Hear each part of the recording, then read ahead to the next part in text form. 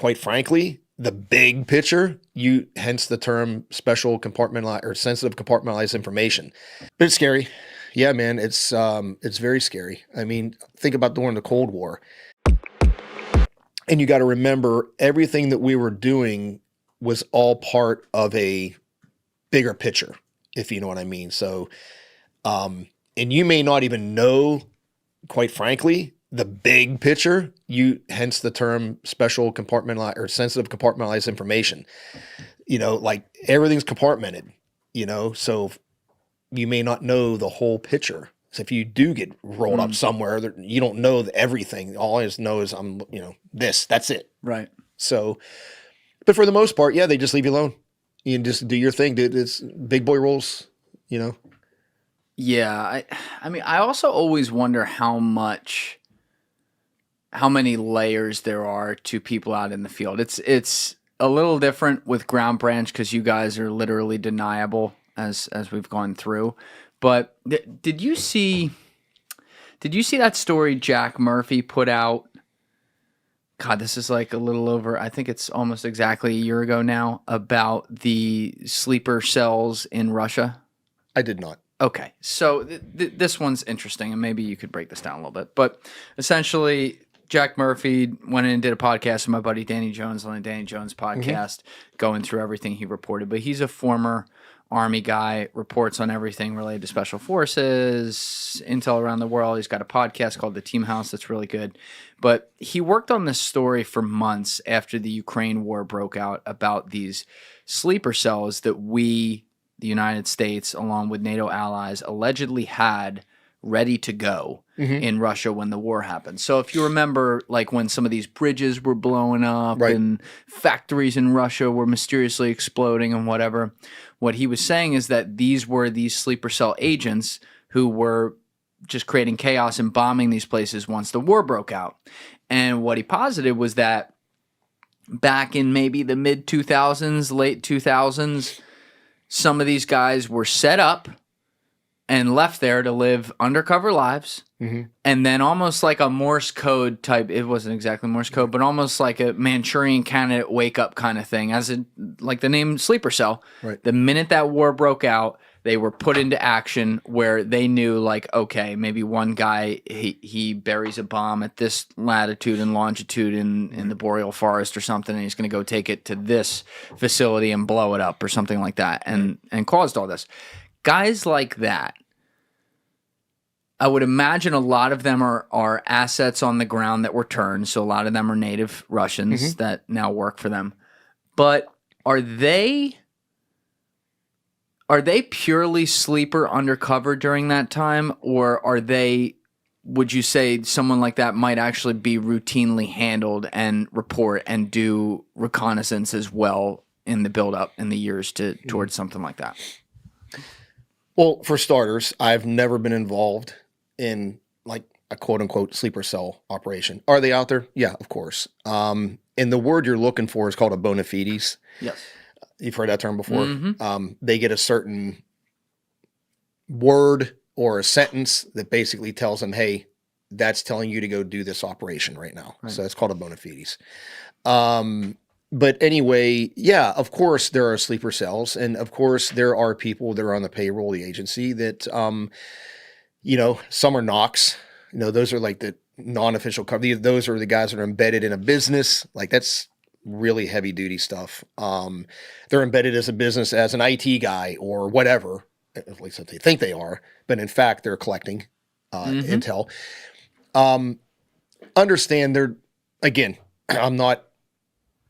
I've never done this type of operation. I just know from talking to people, any asset that you have, well, not you, that the agency has is managed somewhere. Somebody is managing them in one way or another.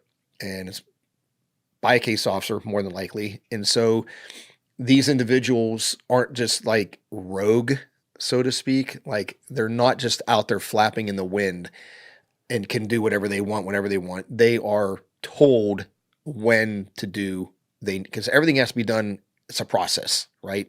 You got to do A before you do B, before you do C.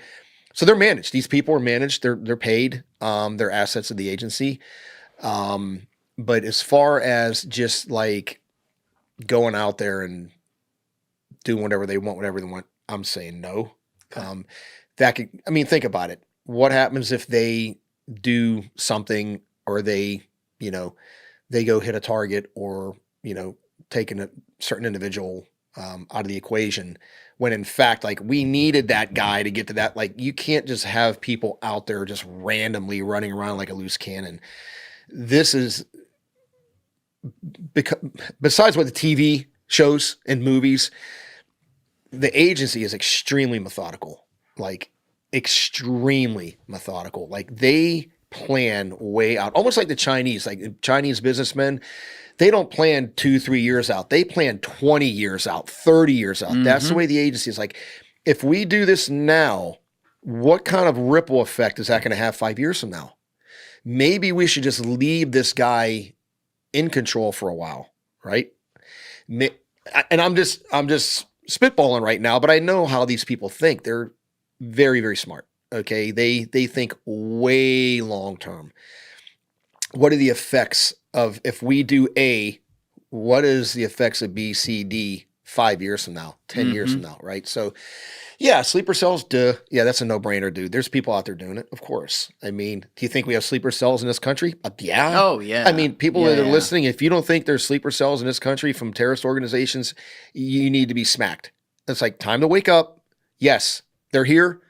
How many? Where? Don't know, but they're here. Even beyond sleeper cells, just like embedded intel. And Andy Bustamante said there's an estimate that you have to highlight it's an estimate because you can't really know that at any given time in the United States of America, there are at least 100,000 undercover agents of some sort.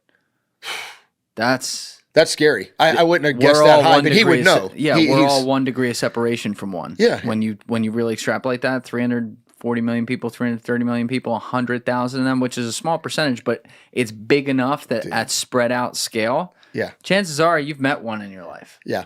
And of course, a gentleman with his background and access and placement to what he did, I would probably guess that his estimation is probably accurate. He's not just pulling it out of thin air. Yeah. But it's scary.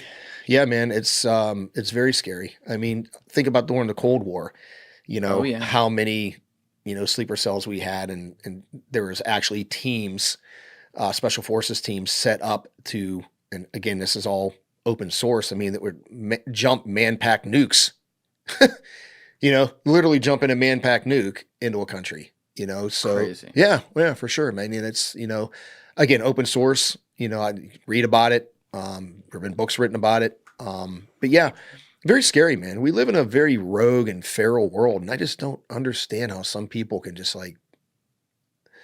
put a blind eye up to it. Like, God bless, man. People see the world they want to see. And I always have to check myself on that too. We all want world peace. We all want things to be happy and dandy, but that's not at scale how things work. There are bad people in the world. Sometimes they're here too. That's right. Right? Oh, it exists everywhere. And there's a reason that guys like you have to exist. You might not like that has to happen, but it's just how it is. Right. There's always. I'm very fascinated by the idea that there always has to be an enemy, and so sometimes it gets maybe created in a way or like a self-fulfilling prophecy.